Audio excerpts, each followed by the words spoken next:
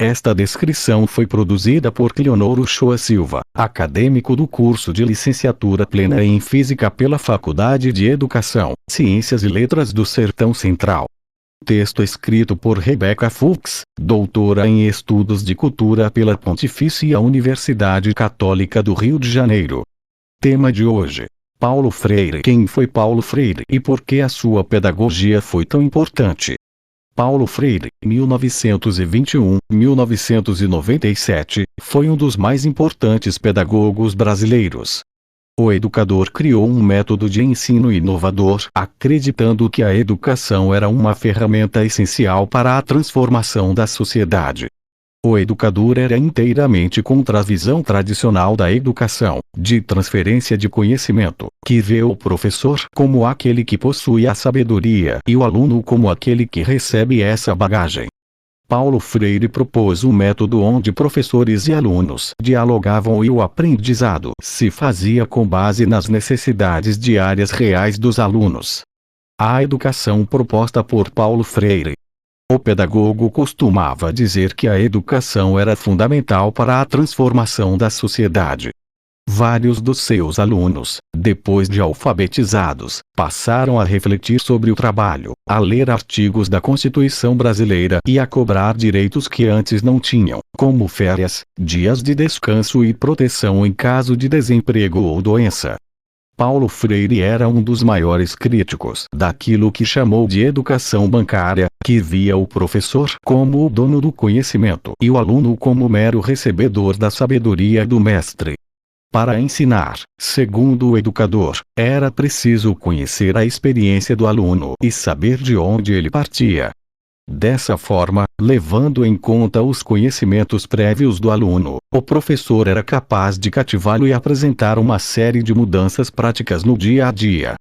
Toda a educação proposta por Paulo Freire passava pelo diálogo e pela troca sem hierarquias. Professor e aluno eram vistos como iguais. O plano de alfabetização criado por Paulo Freire em 1963, Paulo Freire, ao lado de outros educadores, conseguiram, em apenas 40 horas, alfabetizar 300 adultos em Angicos, região interior do Rio Grande do Norte. Os alunos eram todos trabalhadores de canaviais locais. O plano de ensino de Paulo Freire foi tão importante que inspirou o Plano Nacional de Alfabetização. Esse plano nacional chegou a ser criado através de um decreto assinado pelo presidente João Goulart, mas não foi à frente porque foi interrompido pela ditadura militar em 1964. Pouca gente sabe que os primeiros passos dados por Paulo Freire no campo da educação foram incentivados e financiados pelo governo norte-americano através da Aliança para o Progresso. Inclusive o mutirão acontecido em Angicos, onde 300 trabalhadores rurais foram alfabetizados, ganhando direito ao voto e aprendendo algumas lições básicas de direitos trabalhistas. Os americanos achavam que o processo de alfabetização era essencial para afastar o comunismo da América Latina, por isso incentivavam essas iniciativas educacionais.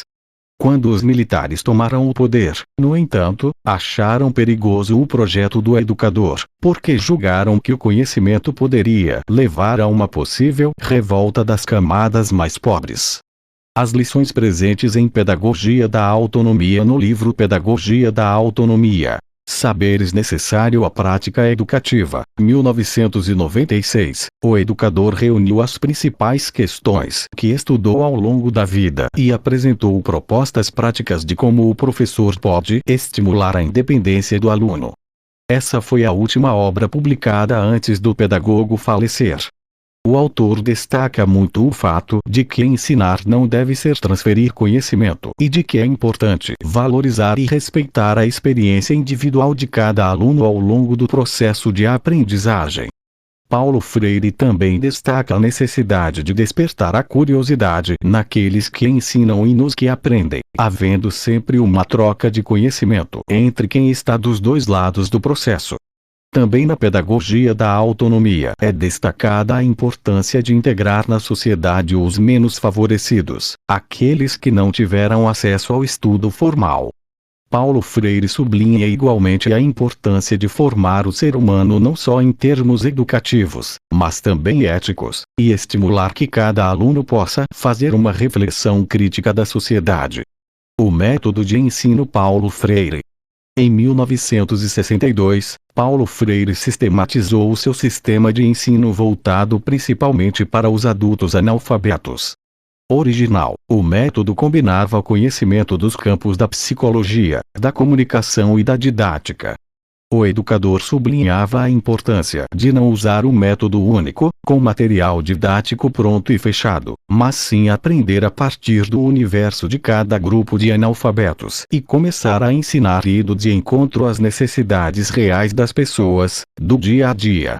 De acordo com o educador, no primeiro momento os professores deveriam descobrir quais eram as palavras mais utilizadas pelos alunos e quais eram as questões mais importantes que eles precisavam resolver no cotidiano. Esse levantamento de vocabulário era feito antes mesmo de se começar o processo de alfabetização. Era com base no ensino dessas palavras que começava o processo de aprendizado. Paulo Freire queria que os alunos se sentissem motivados a aprender e rapidamente vissem os resultados do aprendizado. O seu método tinha por base o diálogo entre o educador e o aluno. A educação, para Paulo Freire, era um ato coletivo e solidário. As suas primeiras experiências aconteceram no Recife, no princípio dos anos 60, dentro do movimento de cultura popular.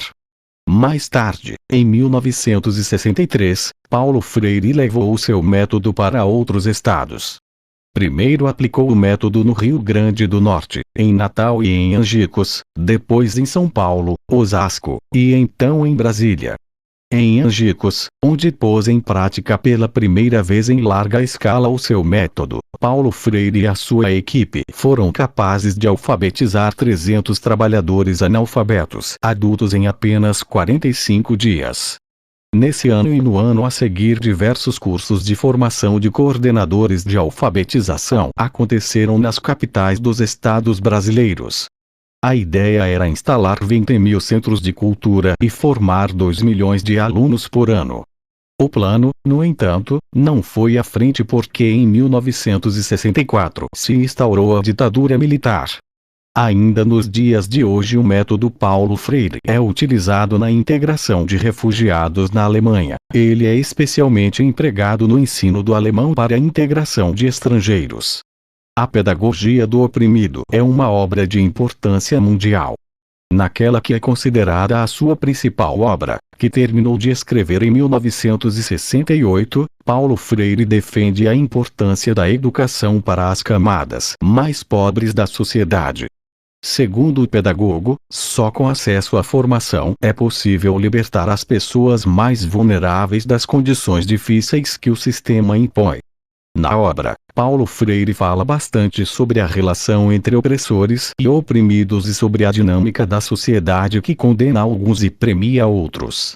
Em Pedagogia do Oprimido também se defende que o processo de ensino deve ser baseado na confiança entre professor e aluno e precisa ser construído valorizando o conhecimento prévio de cada aluno. O educador sublinha diversas vezes ao longo da obra como a educação tem um papel social transformador.